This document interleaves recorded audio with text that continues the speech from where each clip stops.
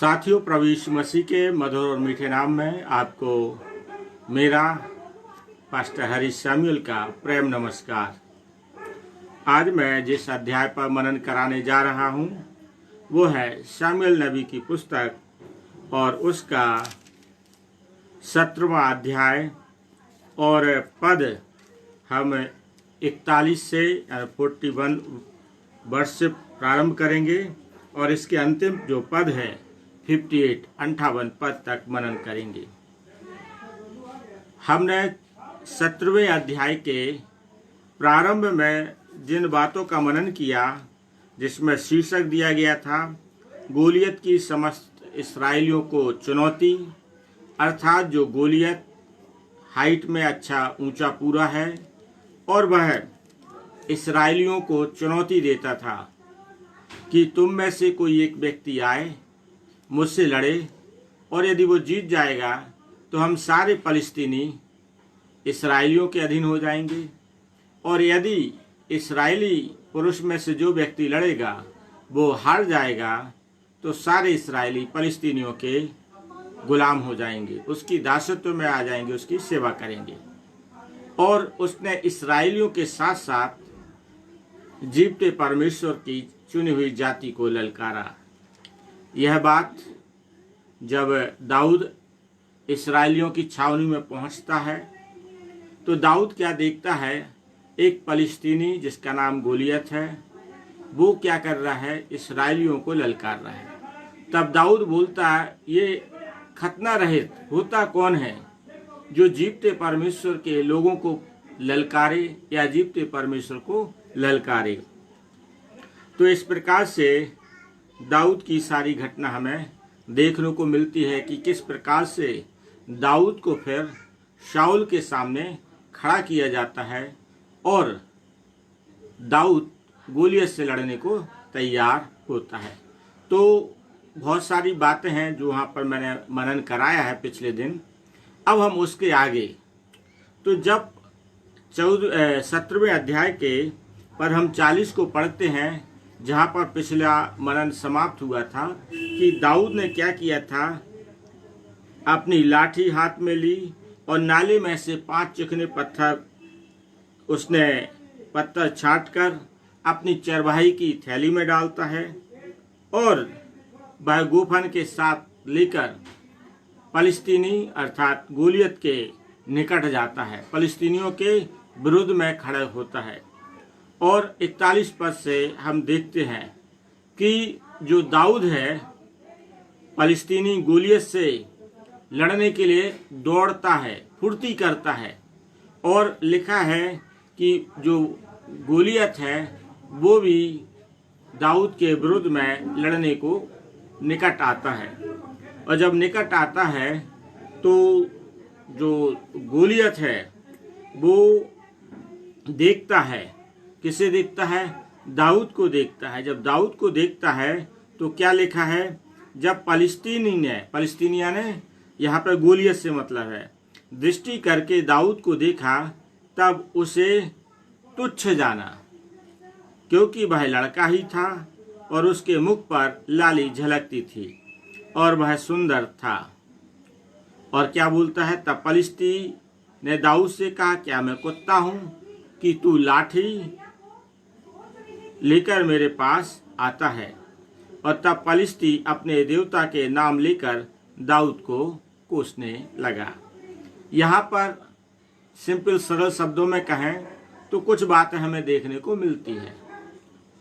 गोलियत ने दाऊद को देखा, दाऊद में क्या देखा, दाऊद लड़का है, लाली झलकती है और उसे तुच्छ समझा।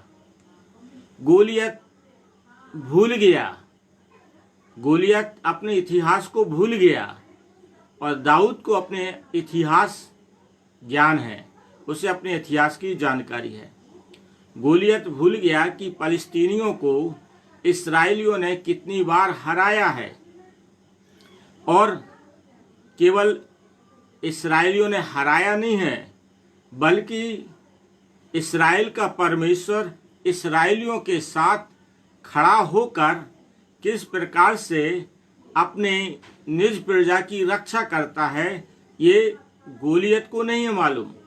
फलस्तीनी का यदि आप पिछले अध्यायों पर मनन करेंगे तो फलस्तीनियों को इस चीज का ज्ञान है कि इसराइल की ओर से ये तो इसराइल ये संख्या में जो दिख रहे हैं, जो हाइट में कम दिख सकते हैं, हथियार भी नहीं है, ये सारी चीजें अब दिख सकते हैं, पर फलस्तीनियों को इस बात का अच्छा ज्ञान था कि इसराइलियों की ओर से कोई लड़ने वाला है तो वो परमेश्वर यहोवा है।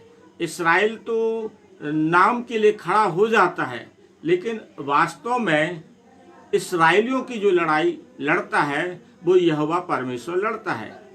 गोलियत को ये इतिहास नहीं मालूम, और गोलियत जिन अपने देवताओं के नाम पर क्या कर रहा है, दाऊद को कोस रहा है। गोलियत को अपने देवताओं का भी ज्ञान नहीं है। यदि आप देखें तो जो इन सारी चीज़ों को जिनको मैं बोल रहा हूँ कि जो इतिहास यदि आप देखेंगे तो इसराइल का इतिहास बिल्कुल जग जाहिर है कि परमेश्वर इसराइलियों के साथ खड़ा रहता है। आप मिस्र में देखेंगे तो 10 विपत्ति मिस्रियों पर पड़ती है, इसराइलियों को एक विपत्ति से हानि नहीं होती है। इसके बाद सारे युद्ध आप देखेंगे तो फलस्तीनी कई बार इसराइलियों ने हराया, और हराने वाला परमेश्वर रहता है। और यदि देवताओं की बात कहें तो अन्य जातियों को इस बात का भी ज्ञान था कि जो अन्य जाति जो अपने बाल देवता की उपासना करते थे, अस्तोरोत की उपासना करते थे, मिद्यानी दागोन की करते थे, तो किस प्रकार से इसराइल के परमेश्वर ने उनके देवताओं को भी किस प्रकार से कहना चाहिए उनका अपमानित कर दिया। या उनका जब आप न्यायों में पढ़ेंगे और गिदोन की घटना को पढ़ेंगे तो वहाँ दागोन देवता की घटना का वर्णन। तो जब वाचा का संदूक जब लूट लिया जाता है, तो जो वाचा का संदूक है जो इसराइलियों का से छीन लिया जाता है, तो आप देखेंगे कि परमेश्वर कैसे अपनी उपस्थिति दिखाता है। तो वाचा का संदूक तो शमूएल के समय और एली के समय की बात है, लेकिन गिदोन का जो घटना मैं बता रहा हूँ दागोन देवता की, तो जो दागोन देवता है वो क्या है, उसके परमेश्वर 2 टुकड़े करके रख देते हैं। एक डेवड़ी, एक बार वो सोचते हैं संयोग की बात है, ये गिदोन नहीं, ये शमूएल और एली के बीच की घटना है। जब क्या हुआ था, वाचा का संदूक उठा लिया गया था, तो वो सोचते थे कि ये तो संयोग बात है, पर दूसरी बार परमेश्वर ने उनके देवताओं को धड़ कहीं सिर कहीं। तो ये जो घटना आप समझेंगे तो इसराइल का परमेश्वर अपनी सामर्थ को, अपनी शक्ति को हमेशा बहुत अच्छी रीति से प्रकट करता आया है। और जिन अन्य जातियों के देवता पर ये गोलियत घमंड कर रहा है, इन्हें मालूम नहीं है, इसे मालूम नहीं है कि इस फलस्तीनी तो छोड़िए, गोलियत तो छोड़िए, जिस देवता के भरोसे चल रहा है, ऐसे देवताओं को जीवते परमेश्वर ने ठिकाने लगाया है। परंतु दाऊद को अपनी हाइट हेल्थ की बात भरोसा नहीं था।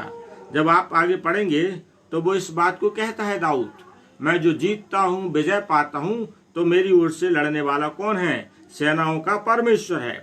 तो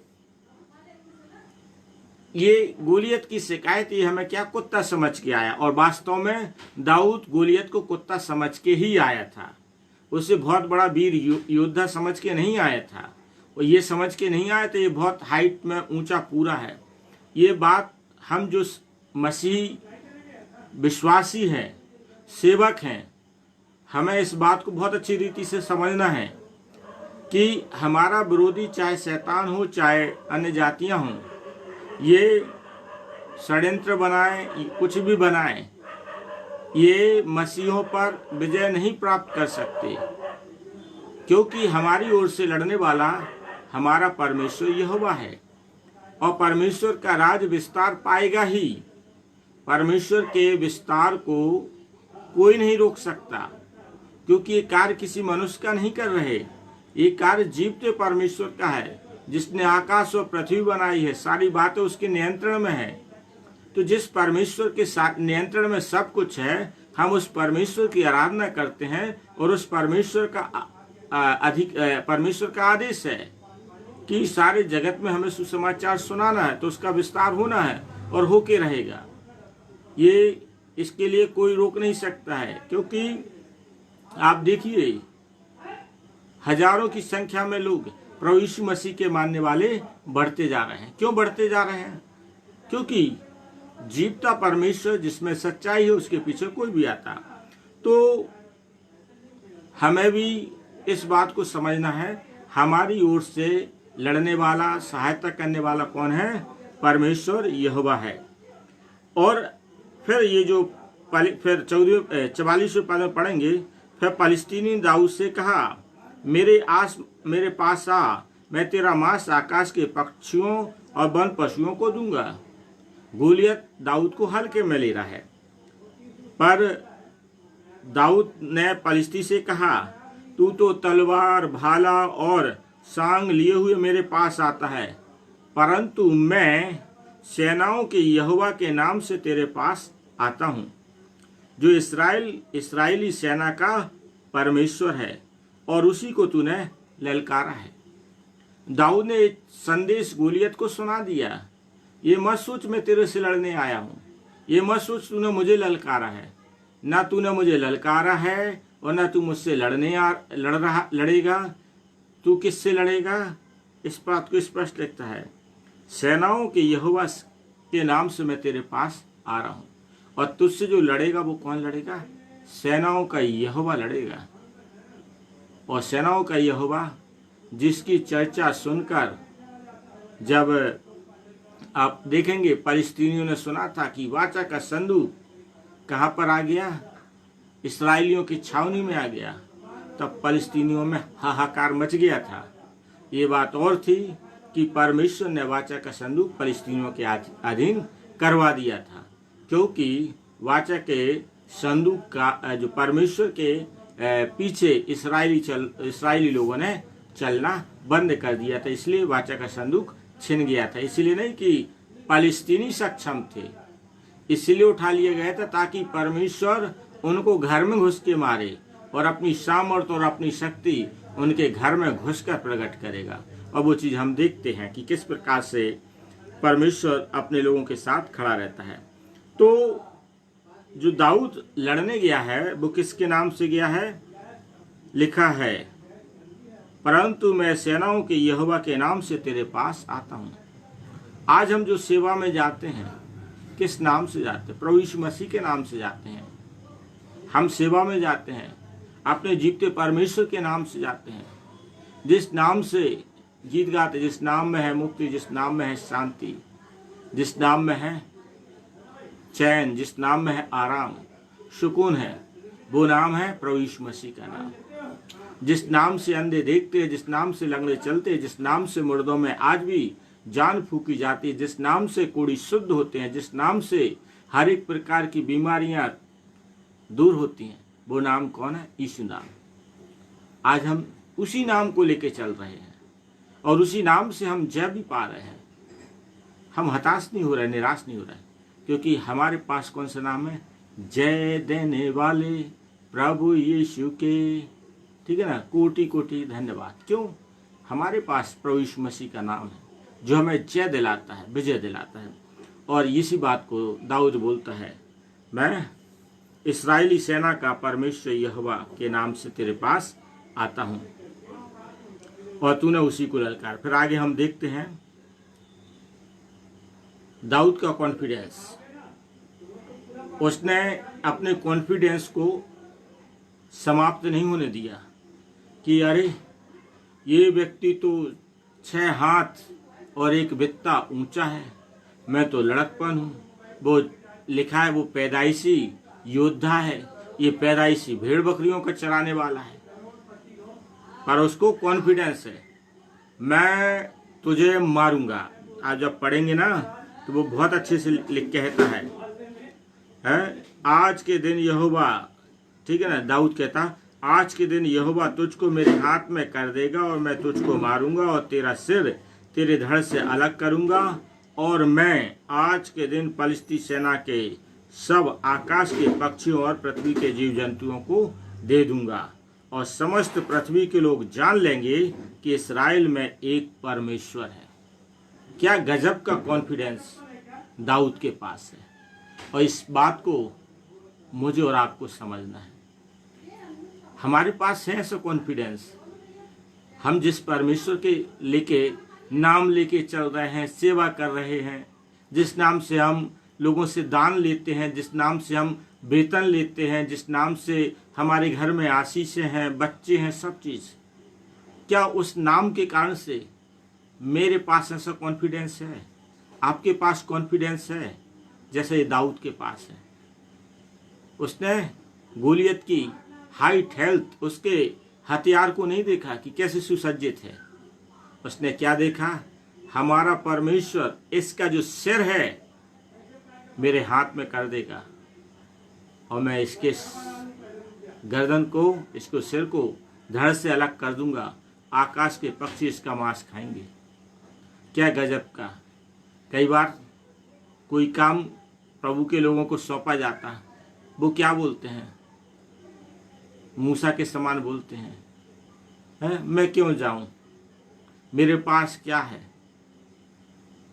तो परमेश्वर ने मूसा को कन्विंस किया। आज भी परमेश्वर कन्विंस करता है, लेकिन क्या करते हैं लोग? अपनी कमियों को देखते हैं कि हमारे पास यदि ये होता तो हम ये काम करते, हमारे पास लोग होते तो हम काम करते। अरे काम आपको करने के लिए परमेश्वर ने आपको हर प्रकार से संपन्न किया है, बस आप करना शुरू तो कीजिए, परमेश्वर आपको बढ़ाता जाएगा। मुझे भी शिकायत थी, मेरे पास कलीसिया नहीं है। मुझे भी शिकायत थी कि मेरे पास ये सुविधा नहीं है, मेरे पास वो सुविधा नहीं है, बहुत सी चीज़ों का अभाव था। लेकिन परमेश्वर ने कहा तेरे हाथ में क्या है? जिस प्रकार से मूसा ने कहा था, मूसा ने कहा मेरे पास लाठी है।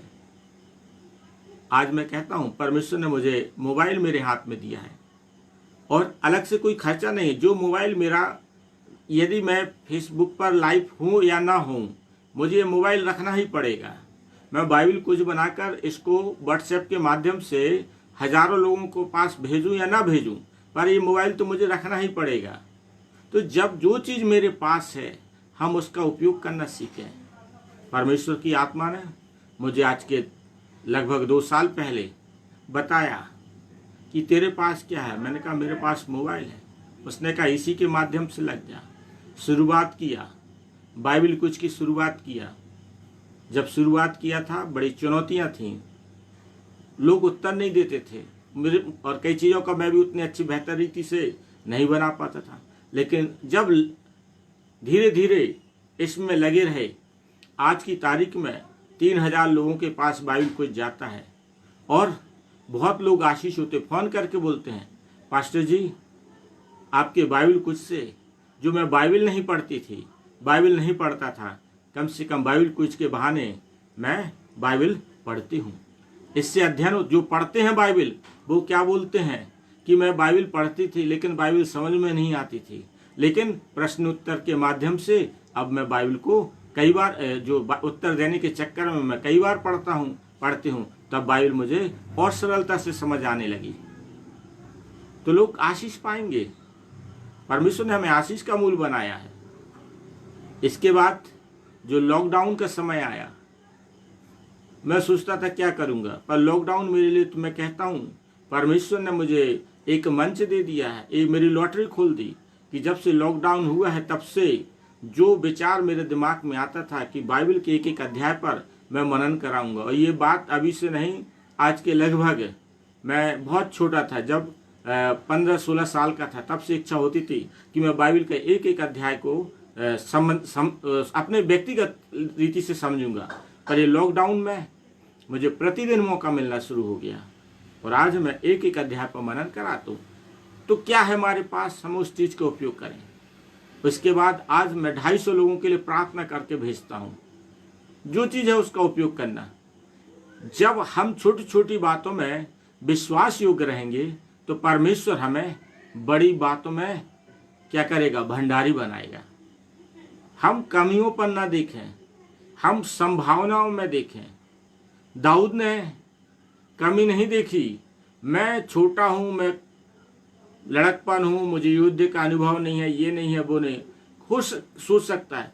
उसे इस बात को मालूम था मेरा परमेश्वर मुझे इस पर जय दिलाएगा, गोलियत पर मुझे जय दिलाएगा। अब वो गोलियत पर जय पाता है। आगे हम देखते हैं कि ये सारी चीज़ें युद्ध होती है और क्या लिखा है। जब आप 48 पद से पढ़ते जाएंगे 17वें अध्याय के पहले शामिल से, तब पलिश्ती उठकर दाऊद का सामना करने के लिए निकट आया। तब दाऊद सेना की ओर पलिश्ती का सामना करने के लिए फुर्ती से दौड़ा, और दाऊद ने अपनी थैली में हाथ डालकर उसमें से एक पत्थर, 5 पत्थरों में से कितना, एक पत्थर निकाला और उसे गोफन में रखकर पलिश्ती के माथे पर ऐसा मारा कि पत्थर उसके माथे के भीतर घुस गया और वह भूमि पर मुंह के बल गिर गया। एक बार कोशिश तो करिए। 5 पत्थरों का कई लोग बहुत अच्छे 5 उसके अर्थ बताते हैं, लेकिन मैं तो सामान्य बात बोल रहा हूं।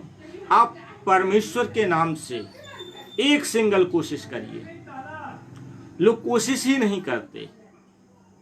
अरे जब आप कोशिश ही नहीं करेंगे तो आप कैसे अपने शत्रु पर विजय पाएंगे?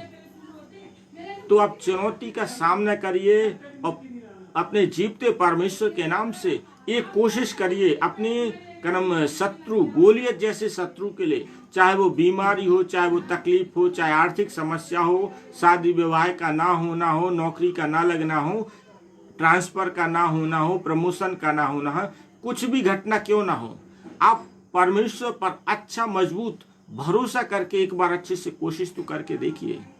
परमेश्वर से मांग कर तो देखिए, उसके सामने गिड़गिड़ा कर तो देखिए, उसको पुकार कर तो देखिए। आप एक अच्छी कोशिश तो करके देखिए। लेकिन लोग पहले से कहते हैं ऐसा हो ही नहीं सकता है। मेरा जो डिपार्टमेंट है वो फौज से रिलेटेड है, और फौज में भारतीय जो फौज है वो ना शब्द सुनना पसंद नहीं करती। जब कोई काम देती है तो यदि आप बोलेंगे ये नहीं हो सकता, तो जो आपका अधिकारी है वो चिढ़ जाएगा, गुस्सा होगा। वो यही बोलता है आपने कोशिश की नहीं की, तो कैसे बोल दिया आप नहीं हो सकता। आप करिए और जब नहीं होगा तब देखा जाएंगे, पर करिए, कोशिश करिए, उसके बाद आप बोलिए, समस्या लाइए, हो सकता है या नहीं हो सकता। ये चीज़ मैंने फौज में देखी, मुझे बहुत अच्छा लगा। कई चीज़ों का मेरा सुधार हुआ है, मेरी उन्नति में बड़ा मार्गदर्शन देने में इसका बड़ा सहयोग रहा। अर्थात हम कोशिश करें, हम पहले से ना मत कहें नहीं हो सकता, नहीं कर सकते, ऐसा हो ही नहीं सकता। ये चीज़ हमारी शब्दावली में नहीं होना चाहिए, और हमारे तो मसीहों के तो जीवन में होना ही नहीं चाहिए, क्योंकि हमारा परमेश्वर तो असंभव को संभव करने वाला परमेश्वर है। दाऊद ने कोशिश की, इस्राएलियों में से एक इस्राएली ने कोशिश नहीं की, शाऊल ने कोशिश नहीं की कि ये गोलियत खतना रहित व्यक्ति 40 दिन सुबह शाम आकर जीवते परमेश्वर को ललकार रहा है। किसी ने उसकी चुनौती को स्वीकार ही नहीं किया, बस उसके कारण से डरते थे, अत्यंत घबरा गए थे, मन कच्चा करके बैठे थे। दाऊद हो सकता है, प्रभु यीशु मसीह के नाम से हो सकता, परमेश्वर के नाम से हो सकता, मैं तुझे मारूंगा, तेरे को सिर से धड़ से अलग करूंगा। और हम आगे देखते हैं, जैसा दाऊद ने परमेश्वर का सहारा लेके बोला और उसने एक पत्थर मारा, ऐसा मारा कि पत्थर माथे के में लगा और वो गिर जाता है। दाऊद के पास तो तलवार नहीं थी, तो गोलियती की तलवार खींचता है, उसकी छाती उसके ऊपर खड़ा होता और उसको सर से अलग कर देता। और जब आप आगे घटना पढ़ेंगे, उसने उसकी गर्दन को हाथ में लेके शाऊल के पास जाता है, उस शाऊल के पास जाता जो शाऊल अच्छा ऊंचा पूरा होने के बाद भी गोलियत से लड़ने को तैयार नहीं था। तो परमेश्वर के लोग असंभव काम परमेश्वर अपने लोगों के द्वारा कराता है, कराएगा उसी से जो कोशिश करेगा, कराएगा उसी से जो उस पर विश्वास करेगा, कराएगा उसी से जो चुनौती को स्वीकार करेगा, कराएगा उसी से जो परमेश्वर का नाम लेके आगे बढ़ेगा। और दाऊद यही काम करता है। और आगे हम देखते हैं कि फिर जैसे ही गोलियत का सिर धड़ से अलग करते हैं तब दूसरे इसराइलियों में भी बल आ जाता है, वो भी लड़ने को तैयार हो जाते। फिर इतिहास नहीं लिखा जाता है, जो पहल करता है उसका इतिहास लिखा जाता है। दाऊद का इतिहास लिखा गया है। इसके बाद इसराइलियों ने भी मारा अन्य फलस्तीनियों को, उनकी गिनती नहीं होती है। तो इस बात को याद रखिए, परमेश्वर के लिए हमें दिल से उस पर भरोसा रखते हुए कोशिश करना चाहिए। और जब दाऊद शाऊल के पास गया, शाऊल पहचानता नहीं था, किसी नहीं पहचानता था। जो व्यक्ति बीड़ा बजाता था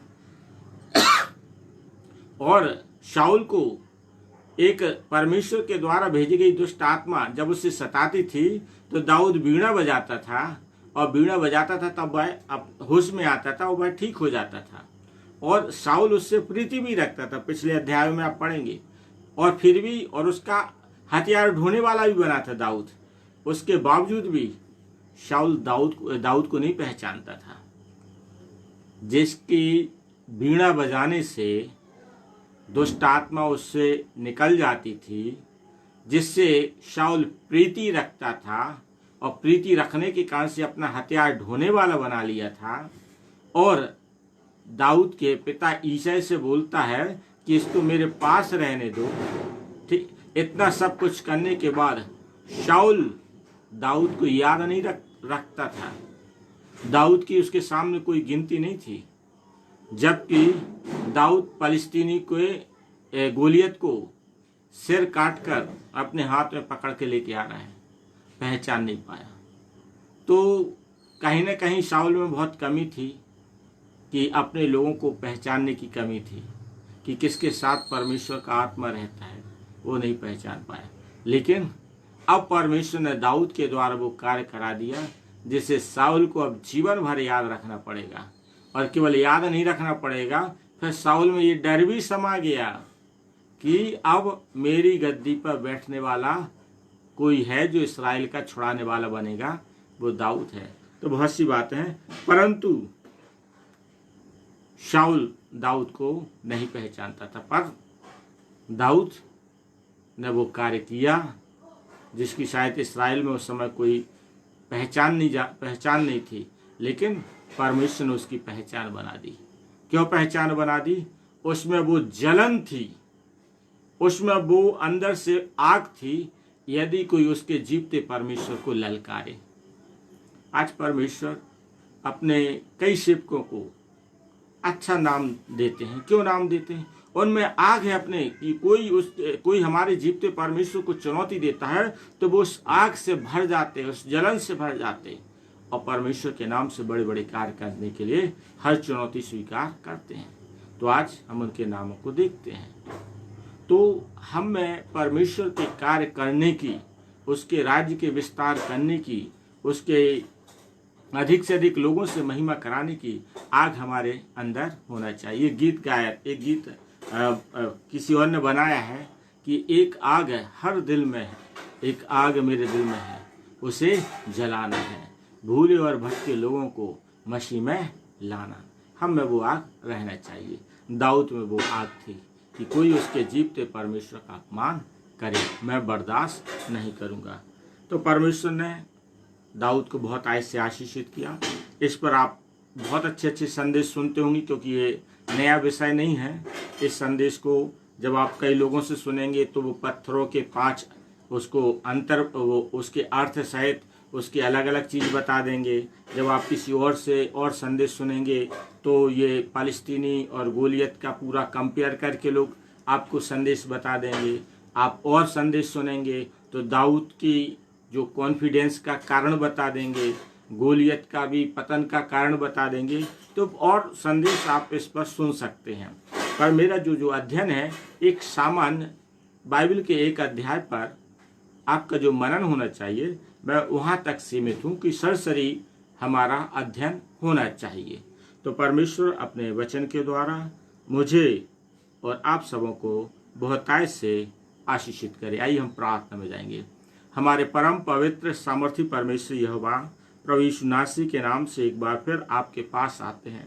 हम धन्यवाद देते हैं जीवन की तमाम आशीषों के लिए जो आप अपने लोगों को प्रदान करते हैं। हम धन्यवाद देते हैं हमारे प्रिय लोग जितनों ने वचन सुना है आप उन्हें आशीषित कीजिए, और जितने लोग बाद में सुनते आप उन्हें भी आशीषित कीजिए, और हमारा जीवन आपकी महिमा का कारण बना रहे, हमारा जीवन आपकी प्रशंसा का कारण बना रहे। तो हमारी सहायता कीजिए, हमारे प्रिय लोगों की जो तकलीफ परेशानियां हैं यीशु नासरी के नाम से दूर होने पाए, सब पर आपका अनुग्रह बना रहे। इस प्रार्थना को प्रभु यीशु नासरी के नाम से मांगते हैं। आमीन आमीन आमीन। परमेश्वर आप सबों को आशीष दे। धन्यवाद।